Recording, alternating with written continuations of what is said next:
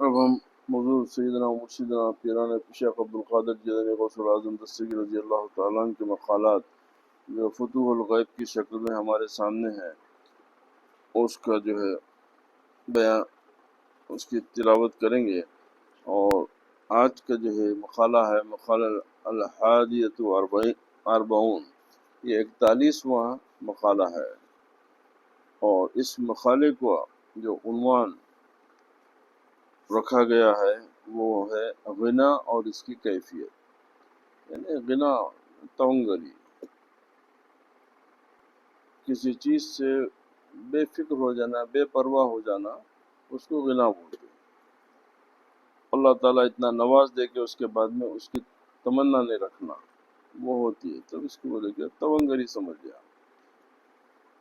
حضرت شیخ عبدالقادر جیلانی غوث العظم دستگیر رضی اللہ تعالیٰ عنہ فرماتے ہیں کہ اے طالب، یعنی اے طلب کرنے والے، ہم تونگری کی ایک مثال بیان کرتے ہوئے کہتے ہیں کہ ہم نے اس بادشاہ کو نہیں دیکھا جس نے عوام الناس میں سے کسی آدمی کو شہر کی حکومت سونپی، اس کو خلعت سے نوازا، یعنی اس کو خلعت یعنی اس کو تاج و تمام نعمتوں سے نوازا، اس کے لیے چھوٹے اور بڑے پرچم بلند کیے، نقارہ، طبل اور لشکر عطا کیا۔ ایک طویل مدت تک وہ اس منصب پر رہنے کے بعد سمجھا کہ یہ سب کچھ دائمی ہے، یعنی یہ ہمیشہ اس کے ساتھ رہنے والے ہیں، وہ چیز وہ سمجھا۔ خود پسندی کا شکار ہو کر، یعنی اپنے سے محبت شروع ہو گئی اس کو، میرے پاس تو سب کچھ ہے، او ہو، تو خود پسندی کا شکار ہو کر مفلسی، بے قدری، ذلت و فخر اور گمنامی کی پہلی حالت بول بیٹھا۔ اس کے نفس میں تکبر و نخوت آ گئی۔ اس خوش وقتی میں بادشاہ کی طرف سے معزولی کا حکم آ گیا، یعنی ایسی حالت میں بادشاہ کی طرف سے حکم آ گیا کہ بھئی آپ اپنے منصب سے معزول ہو گئے، یعنی ہٹا دیے گئے منصب سے۔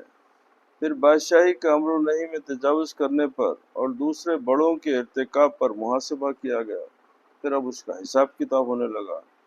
اس کی سزا میں انتہائی تنگ و تاریک قید خانے میں طویل مدت کے لیے محبوس کر دیا گیا۔ اس کی تکلیف اور ذلت و فخر کے دوام پکڑ لیا۔ اب اس کی تکلیف اور اس کی ذلت اور اس کی بھوک پیاس جو ہے وہ لمبی ہو گئی، یہاں تک کہ اس کا کبر و نخوت جاتا رہا، یہاں تک کہ اب اس کو جو تکبر وغیرہ تھا سب خاک میں مل گیا۔ اب یہ حالت میں کیا تکبر ہے، تو اب کچھ باقی نہیں ہے، سب چلے گیا، ہاتھ سے نکل گیا۔ اس کا نفس شکستہ اور خواہشات کی آگ سرد ہو گئی، نفس کمزور ہو گیا، اور خواہشات کی جو آگ تھی، جو تمنا، جو آگ ہے نا، زیادہ خواہشوں کو جو پال لیا تھا وہ سب ٹھنڈے ہو گئے۔ یہ تمام معاملہ بادشاہ کے سامنے ہوا، یعنی بادشاہ اس سارے معاملے کو دیکھتا تھا اور اس سے باخبر تھا، لیکن اس کے وقت کی اصلاح اور حال کا علاج اس میں تھا، اسی لیے تجاہل عارفانہ سے کام لیتے ہوئے اسے اپنے حال پر چھوڑ دیا۔ یعنی جانتا تھا کہ بھئی اب اس کی حالت تو ایسی ہو گئی، نہ اب اس میں تکبر باقی رہا، نہ نخوت باقی رہی، نہ کوئی بڑائی کا ہے، کیونکہ یہ خود جو ہے اپنے آپ کو جو ہے مفلس اور محتاج سمجھنے لگا۔ تو جان بوجھ کے، یعنی تجاہل عارفانہ، یعنی جان بوجھ کے، جان کے جو ہے اس سے جو ہے آنکھ بند کر لینا، خاموش ہو جانا۔ پھر وہ اس پر رحمت اور رافت کی نظر کرتے ہوئے قید خانے سے نکالنے، اس کے ساتھ احسان کرنے، اسے خلعت عطا کرنے اور اسے پہلی حکومت اور اس کی مثل اور حکومت دینے کا حکم دیتا، اور یہ اسے ہبہ کر دیتا ہے کہ یعنی سابق حقوق طلب نہیں کرتا، کہ پہلے کے جو معاملات تھے اس سے جو ہے کوئی اس کا حق طلب نہیں کرتا، گناہوں اور تقصیروں سے مکمل طور پر صرف نظر کرتا ہے، اس کے گناہ ہیں اور اس کی جو تکلیف ہے اس کو دور نظر سے یعنی معاف کر دیتا اور دیگر نعمتوں سے نوازتا ہے، اور یہ ولایت اس کے پاس دائمی طور پر صاف، باکفایت و خوشگوار انداز میں مل جائے کہ وہ نفس و ہوا یعنی خواہش نفسانی کو ہوا بولتے ہیں، وہ نفس و ہوا و نخوت و غرور کی قدورتوں اور رذائل سے پاک صاف ہو جاتا ہے۔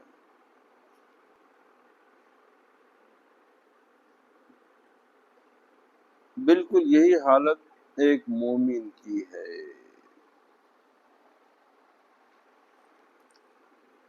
اللہ تعالیٰ جب اسے اپنا مقرب اور نعمت و کرامت کے ساتھ برگزیدہ بنا لیتا ہے تو اس کے دل کی نگاہ پر اپنی رحمت اور فضل و احسان کے دروازے کھول دیتا ہے، اور ایسی چیزوں کا مشاہدہ کرتا ہے جنہیں نہ کسی آنکھ نے دیکھا ہوتا ہے، نہ کسی کان نے سنا ہوتا ہے، اور نہ ہی کسی انسان نے اس کے متعلق تصور کیا ہوتا ہے۔ یہ انسان غیبی امور اور غیبی امور یعنی غیب کے معاملات اور زمین و آسمان کی عجیب و غریب چیزوں کو دیکھتا ہے، کیونکہ یہ چیزیں اللہ تعالیٰ کی ذات و صفات اور اس کے افعال کے آثار کا مظہر ہیں۔ اسے قرب خداوندی کی منزل ملتی ہے، یعنی وہ اللہ کے قریب ہونے کی اس کو منزل عطا کی جاتی ہے۔ لذیذ و لطیف کلام، وعدہ جمیل، محبوبیت، اجابت دعا، تصدیق، ایفاء عہد اور کلمات حکمت اس کے دل پر القاء کیے جاتے ہیں، یعنی جو کچھ یعنی خدا کی طرف سے یا اس کی طرف سے جو کچھ یہ مومن کہتا ہے اللہ تعالیٰ پورا کر دیتا ہے، یا کہ اللہ سبحانہ و تعالیٰ اس ایمان کی تصدیق و کمال کی حقیقت سے نواز دیتا ہے۔ یہ مطلب بھی ہو سکتا ہے کہ حق تعالیٰ کی طرف سے جو وارد ہوتا ہے یہ اس پر یقین کر لیتا ہے کہ بندہ اللہ تعالیٰ کے ساتھ راہ سلوک کی تکمیل کا وعدہ کرتا ہے اور پورا کر دکھاتا ہے۔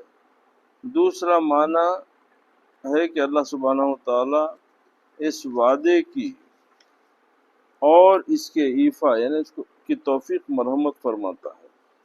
تیسرا معنی کہ اللہ تعالیٰ بندے کے ساتھ مواہب و عطایا کا وعدہ فرماتا ہے۔ تو اب اس سے یہ ہم کو کیا بات سمجھ میں آئی کہ جب کسی بندے پہ جب مشکل پڑتی ہے، جب سختی ہوتی ہے، تو یہ سمجھ لو کہ اللہ سبحانہ و تعالیٰ اس کے لیے اچھی نعمتیں اس کے لیے رکھا ہے۔ مثال جو دی گئی کہ بھئی جب تم تکبر کر رہے تھے، تم غرور میں تھے، تو وہ تم سے تو چھین لے کے تم کو فقر و فاقہ میں مبتلا کر دیا گیا۔ اب جہاں پر جب اس کو یہ اطمینان ہو گیا کہ بھئی اب یہ اصل زندگی ہے میری، وہ جو تھا سب دکھاوا تھا، وہ دنیا داری تھی، وہ تمام چیزیں جو تھی وہ بیکار، وہ میرے نفس کی دنیا تھی، اس سے کوئی حاصل ہونے والا نہیں تھا۔ اب جب اس کو یہ یقین ہو تو پھر اللہ سبحانہ و تعالیٰ اس کے اپنے کرم کے دروازے اس پر کھول دیتا عنایت۔ اسی لیے اب یہ جو اب ظاہر میں اگر آپ سمجھنا ہے تو وہ لمبی تقریر نہیں کروں گا، ایک ہی جملے میں آپ کو سمجھ میں آ جاتا کہ شہید کے بارے میں جو مرتبہ اللہ تعالیٰ بتایا کہ وہ ہمیشہ زندہ ہے، اللہ تعالیٰ کے پاس سے ان کو رزق ملتا ہے، ان کے لیے اللہ کی بڑی عطائیں ہیں کہ ان کے لیے بولے کہ جب ان کے مراتب اگر قرآن و حدیث میں آپ دیکھیں گے تو بولیں گے کہ ایک شوق ہوگا کہ شہید کے بارے میں ہے کہ جب شہید کہ جب اللہ تعالیٰ اپنی انعامات سے جانوا تو اب اس کے لیے آخری انعام جو رہے گا، آخری انعام، تو وہ اللہ تعالیٰ ان کو اپنا دیدار کرائے گا۔ تو جب وہ دیدار کے بعد اللہ تعالیٰ پوچھے گا کہ اے میرے بندے تو کیا میری عطا سے خوش ہے، تو وہ بولے گا کہ مولا میری خواہش یہ ہے کہ میں تو مجھے دنیا میں پھر بھیج اور پھر شہید ہو کے آؤں،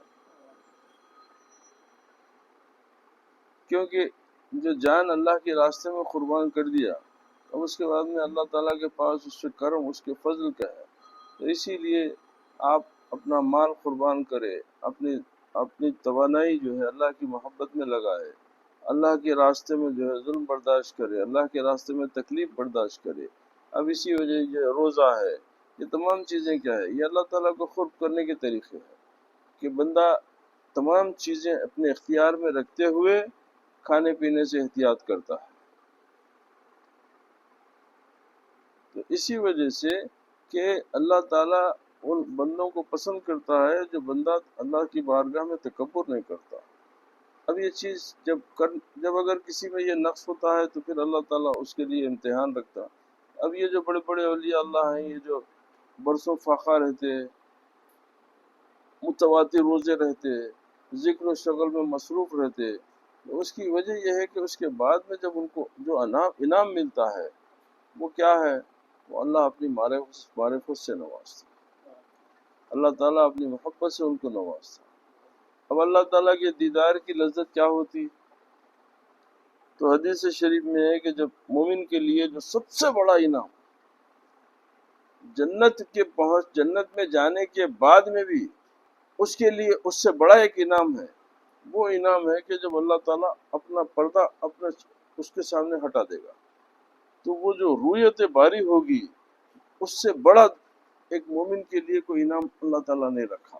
وہ آخری انعام ہے کہ جنتیوں میں بھی سب کو نہیں ملے گا، وہ جو جنتیوں میں بھی جو اللہ جس کو پسند فرمائے گا اس کے سامنے وہ اپنا حجاب ہٹائے گا۔ تو بولے کہ اس کی جو لذت ہوگی، تو اس کے بارے میں حدیث شریف میں ہے کہ وہ ایک لمحے کا دیدار اللہ تعالیٰ کا 50,000 سال کی شہوت سے زیادہ آپ کو لذت دے گا۔ تو یہ کیوں کہ بندہ اللہ کی رضا کے لیے ہر تکلیف کو خوشی سے، دیکھیے ایک تکلیف سہنا ہے، ظلم و زبردست سے روتے پلاتے، وہ عبادت نہیں ہے۔ ایک تکلیف وہ ہے کہ وہ اس حالت میں بھی خوشی کا اظہار ہونا، اس حالت میں بھی اللہ سے جو ہے مایوس نہیں ہونا، اللہ تعالیٰ کی رحم، اس کے فضل، اس سے جو ہے آپ کو جو ہے ہمیشہ اسی کی طرف نظر رہنا۔ تو اب یہ جو سالکین وغیرہ جو اپنے ریاضات وغیرہ میں جو اپنا وقت ضائع کرتے، تو اس وقت لگاتے ہیں، ضائع کیسا بولوں گا میں، جو وقت گزارتے ہیں، تو ان کی نعمتیں اللہ تعالیٰ ان کو اسی حساب سے دیتا کہ جیسا بندہ قید خانے سے باہر نکلنے کے بعد میں اس کو نوازا گیا، اس کے لیے کرم و فضل، تو دنیا میں اس کے لیے اس سے بڑا کیا ہے؟ وہ تو مایوس ہو گیا تھا، مایوس ہونے کے بعد میں پھر جب اس کو انعام ملیں گے، اسی طریقے سے جب بندہ اللہ تعالیٰ کی عبادت میں مصروف ہوتا ہے، اب یہ جو نوافل ہے، شب بیداری ہے، تہجد ہے، اذکار وغیرہ ہیں، تو یہ تمام چیزوں سے اللہ تعالیٰ آپ کے لیے انعامات کے دروازے کھول دیتا ہے۔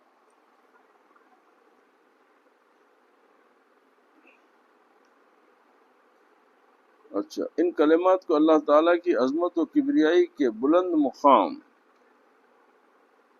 یعنی دوسرا معنی کہ مخلوق کی سمجھ اور ان کے وصول سے بہت بعید مکان ہے، انسان کی سمجھ سے بالا تر ہے، اس کی عطا، اس کا کرم، اس کا فضل بلند مقام سے لا کر اس کی زبان پر ظاہر کیا جاتا ہے۔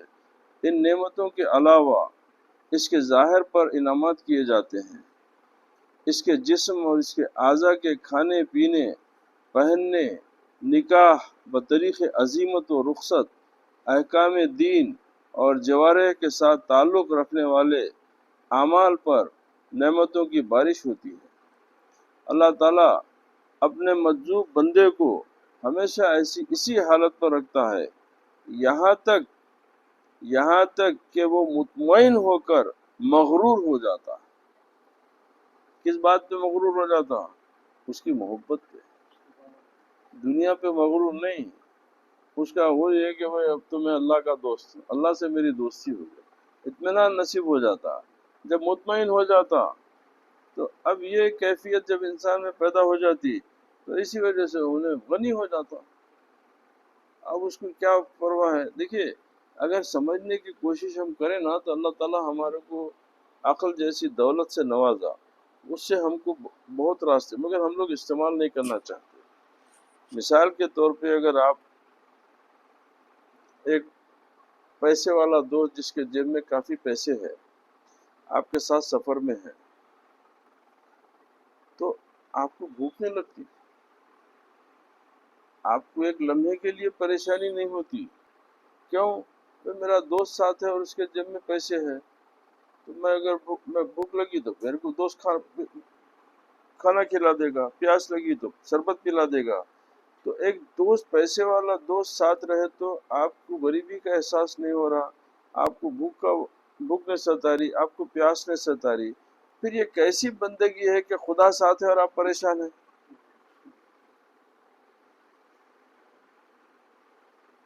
تو مطلب یہ ہے کہ آپ کو خدا سے کوئی تعلق نہیں ہے۔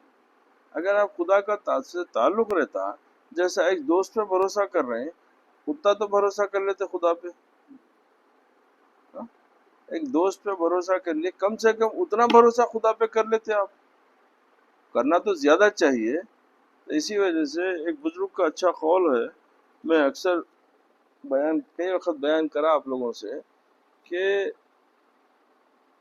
ایک مرشد اپنے مرید کے گھر آئے، مرید بڑا خوش ہو گیا، بہت خوش ہو گیا، بولا پیر صاحب یہاں آ گئے، آپ بیٹھیے۔ بیوی سے بولا کہ میں جاؤ فوراً جو ہے پیر صاحب کے کھانے کا انتظام کرو، اور میرے نصیب آج میرے پیر میرے گھر کو آ گئے۔ بیٹھ گیا خدمت کرتے ہوئے، ان کی بیوی گئے پکوان کا انتظام کرنے میں، اب بولا پیر اور دوبارہ پیر خدمت کرتے ہوئے بولا کہ پیر صاحب کچھ نصیحت فرمائیے، کوئی اچھی بات بتائیے میرے کو۔ بولا کیا بات؟ کچھ بتائیے، آپ پیر ہیں میرے۔ اچھا تو ایک کام کرو، اللہ تعالیٰ کو اپنے سے بڑا نہیں تو انہیں اپنے برابر سمجھ لو۔ پریشان ہو گیا مجھے، انا للہ و انا الیہ راجعون، میں تو پیر سمجھا ان کو، اور انہوں نے اتنی چھوٹی بات کر دی ہے میرے سے، میں اللہ کو برابر سمجھوں، یہ کیا کر دیا انہوں؟ میں پریشان ہے کہ میں پیر کی عزت کروں یا گھر سے نکالوں۔ اب اسی ششپیج میں پڑا ہوا ہے بے چینی میں، ان کی بیوی لا کے جو ہے دستر بچھا دیے، دستر پہ جو ہے گرم چاول کھانا سانا جو بھی بنائے تھے وہ لا کے سب رکھ دیے۔ تب اللہ تعالیٰ کا نظام ہے کہ اپنے محبوبوں کو، اپنے پیارے بندوں کو کی پہچان کے لیے وہ اسباب کا بندوبست کرتا۔ تو اسی وقت دروازے پہ کھٹکا ہوا، تو کون ہے؟ تو بولے بھوکا ہوں، کھانے کے لیے کچھ دے دو۔ تو ان کی بیوی خوشی خوشی اندر گئے، جا کے جو فریج میں، جو تلاجے میں جو بھی باسی کھانا وغیرہ جو کل کا رکھا ہوا تھا وہ فوراً نکالے، اس کو نکال کے سب کر کے اس کے اوپر سالن وغیرہ ڈال کے وہ لے کے جا رہے تھے وہ فقیر کو دینے کے لیے۔ تو پیر صاحب دیکھ کے بولے کیا ہے یہ؟ بولے وہ بھوکا ہے، اس کو دینے جا رہے ہیں۔ بولے میں یہی بولا تھا۔ ارے اللہ کے نام پہ وہ دیتا جو اپنی اولاد کو نہیں کھلاتا اور بولتا اللہ بڑا ہے۔ اسی لیے بولا برابر اپنا سمجھتا تو کم سے کم اپنے دستر پہ بٹھاتا اس کو، کم سے کم اپنا، اسی لیے بولا کہ بڑا نہیں تو نہیں، برابر سمجھ لے۔ تو جب برابر سمجھتا تو اس کو بلا کے اپنے دستر پہ بٹھاتا نا، مگر تو اس کو دستر پہ بھی نہیں بٹھاتا، اور جو چیز پھینکنے کی رکھا ہے، جو چیز اپنے بھائی بچوں کو نہیں کھلاتا، جو باسی ہے وہ اللہ کے نام پہ دے کے بولتا کہ اللہ بڑا ہے۔ تو اس طریقے سے یہ بزرگاں جو ہے اشاروں سے اپنی باتیں سمجھاتے ہیں۔ اب عام دنیا والے وہ اپنے حساب سے سوچتے ہیں۔ بات سمجھ میں آ گئی نا؟ کتنی پیاری بات ہے۔ تو اللہ کی جب اگر آپ کے سامنے کوئی اللہ کی بڑائی کا ذکر کرے تو نہ آپ کے پیٹ میں نوالا جا سکتا، نہیں، پہلے تو اللہ کا نام لے لیا، لہذا تو پہلے فارغ ہو جا، پہلے تو اپنا مسئلہ حل کر لے، کیوں؟ میرے رب کا نام لے لیا تو اب اس نام کے آگے کوئی چیز نہیں ہے۔ تو یہ بندگی کے صحیح طریقے ہوتے ہیں۔ اب چونکہ ہمارے میں وہ ظرف نہیں ہے، ہمارے میں وہ طاقت نہیں ہے، تو اسی لیے نبی کریم علیہ الصلوۃ والسلام اپنے کرم سے، اپنی رحمت سے ہم کو جو ہے دنیا دے کے بولے کہ اتنے پیسے 40 روپے سال بھر رہے تو اس کو 1 روپیہ زکوٰۃ دے لو، کیوں کہ تم اللہ کے تم دنیا سے محبت کرنے والے ہیں، تو لہذا تم کو دنیا میں رکھ کے تمہارے کو شعور دیا جائے بس نہیں۔ اگر جس کو شوق ہوتا اللہ کا، اللہ سے محبت کا شوق ہوتا، تو وہ بزرگاں کیا کرتے، تو 40 میں سے 39 خیرات کرتے کہ ایک رکھ لیتے۔ کیوں؟ بولے یہ دنیا کو نکال دو، اصل کو رکھ لو۔ وہ ایک اصل ہے، وہ ایک اصل ہے۔ اب ہمارے کو کیا ہے کہ بھئی اصل کو نکال دو، دنیا کو رکھ لو۔ کیوں کہ تم کو دنیا سے محبت ہے۔ اگر ہم کو یہ قانون دیا جاتا تو میں سمجھتا ہوں کہ اسلام مدینے سے باہر بھی نہیں نکلتا۔ آج یہ دنیا میں جو اسلام پھیلا اس لیے کہ انسانی طبیعت میں دنیا سے محبت ہے، انسانی فطرت میں دنیا سے محبت ہے، تو لہذا بولے کہ بھئی ٹھیک ہے دنیا میں جیو، کم سے کم یہ ہے کہ بھئی یہ شرع شریف کے یہ حکام ہے اس کو پورا کر لو۔ مگر جو اللہ کے محبوب بندے ہوتے ہیں، جن کو اللہ تعالیٰ کی دوستی سے مطلب ہے، جو اللہ تعالیٰ کی معرفت کی راستے کے طلبگار ہیں، ان کے لیے قانون بدل جاتا، ان کے لیے قانون بدل جاتا۔